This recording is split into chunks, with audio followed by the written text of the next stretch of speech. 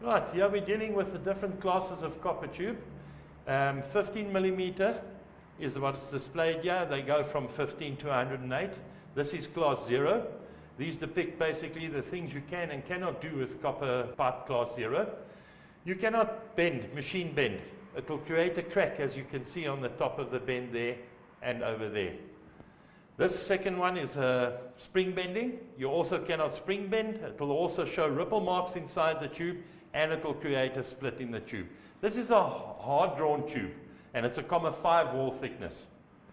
Over here you can see some guys anneal it with the pipe. Annealing means basically they're heating up with a torch, and then they're trying to bend the pipe. By heating it with a torch, you soften the pipe. This can also not be done. Both of these are showing the same thing. Right, only change of direction with copper tube is on class 0 is basically with fittings. You cannot change direction any other way. Also, CTA doesn't recommend compression fittings on class 0 because of the hard wall that the pipe has got, and also the ferrules inside the fittings are not a copper ferrule, they're mostly brass in South Africa. Should also become annealed, but not all of them are. And it's not meant for underground use, only above ground, outside of walls.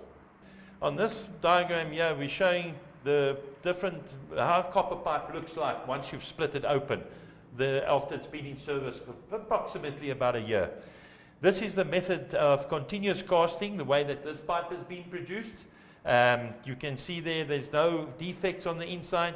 This green tinge that you see here is the natural progression of how copper would look on the inside of a pipe. That is normal.